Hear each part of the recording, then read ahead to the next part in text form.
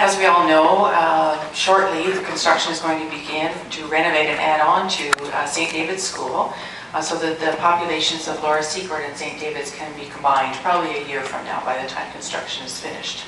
So in accordance with our board policy about naming schools, in January, Principal Tony D'Alessandro wrote to Board Chair Kevin Mays to request the opportunity to form a committee to come up with a new name for the combined schools. So I'm happy to call forward 3 members of the committee that went through this process. And so I could ask Tony D'Alessandro, Principal, and the 2 students who were on the committee, Emily Snook and Ben Ferguson. And what they'd like to do is come forward and talk to you a little bit about the end of that process and what the new name of the combined school will be.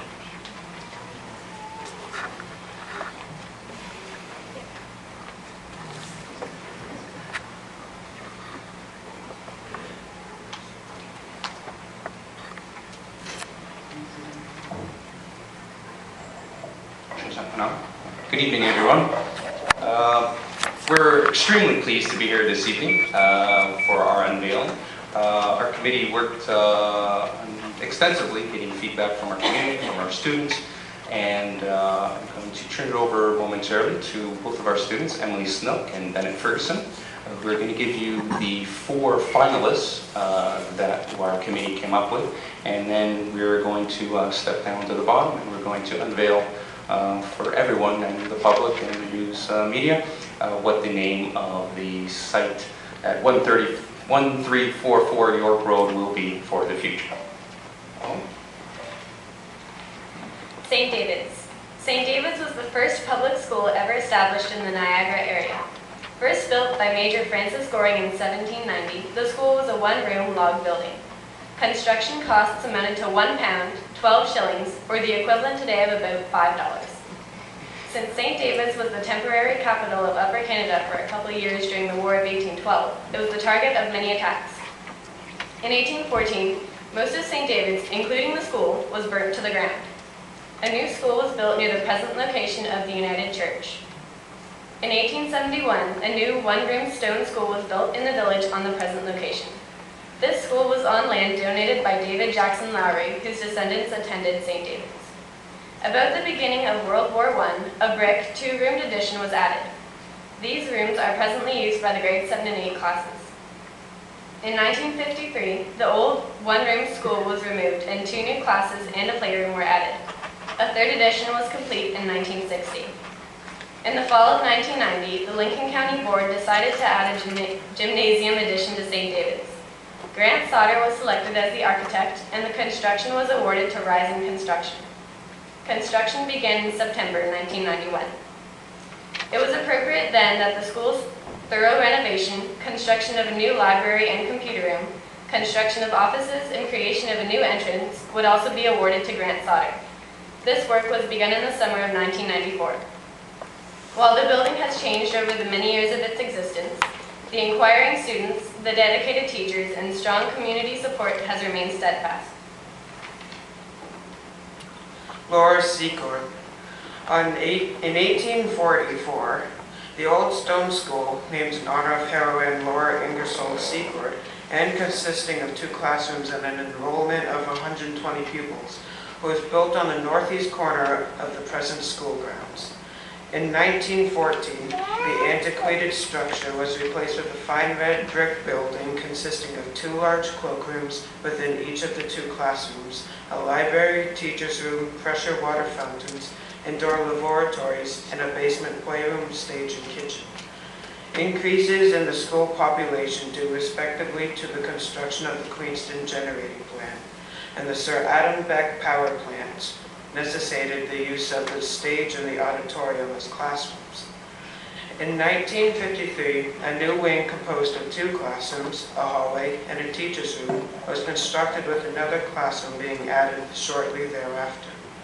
Throughout its long history, Laura Secord School has featured a fine sense of cooperation amongst the pupils, parents, staff, and the community, a characteristic that exists to this very day. Roger Hale Shape. Sir Roger Hale Shape, Army Officer. Commissioned in the British Army in 1778, Sheaffe was posted to Canada 1787 to 1797 and 1802 to 1813. At the Battle of Queenston Heights, the 13th of October, 1812, he led the regular and militia forces to victory after Sir Isaac Brock's death. In April 1813, as President and Administrator of Upper Canada, he unsuccessfully defended York against an American raid. John Norton. Brock realized that the province could only be effectively defended if the militia remained loyal and if the Aboriginal nations allied themselves to the British cause.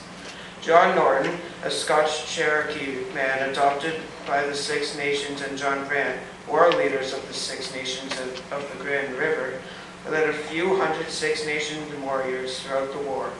These men proved crucial to the British victories at several battles, including Queenston Heights and Beaver Dams. Ladies and gentlemen, those were the 4 finalists, and our unveiling will take place right now.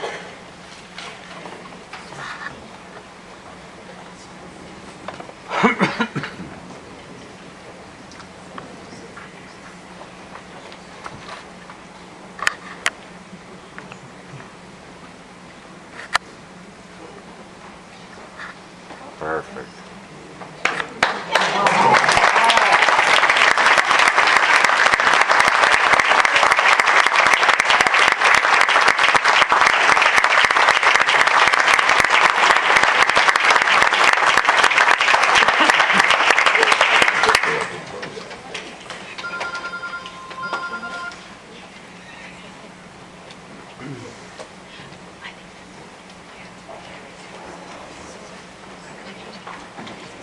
Just while we're rolling that back up again, trustees will know that there is a report in more detail about the process and a very wishy-washy motion. So I'll read, and then we'll hand out when we get to that part of the board agenda. I'll read the motion that we'll be presenting to you shortly.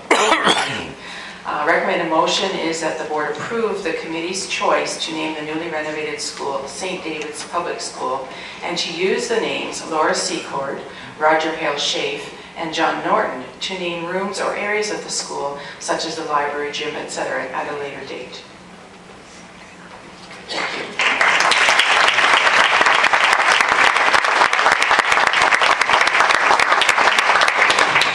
Questions or comments? Trustee Lemon? Thank you, Chair Mays. Firstly, Principal D'Alessandro, thank you for bringing the students and the banner and all of the information that you did tonight. I'm really happy you brought it. Students, thank you for taking our boardroom and turning it into a history classroom. I thoroughly enjoyed all those reports you gave. In fact, could I please ask for a copy of both presentations, because it was great to learn all that history, and I want to go for a ride. I want to go and look at all the things and feel a sense of what happened through all those years. Thank you for what you've done here.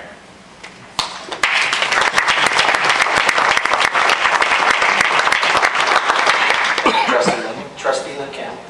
Thank you, Chair Mays. I just want to say it's a pleasure for me to serve on this committee, and I think that the name of the school reflects the wishes of the community and the students, and thanks again for your history lesson.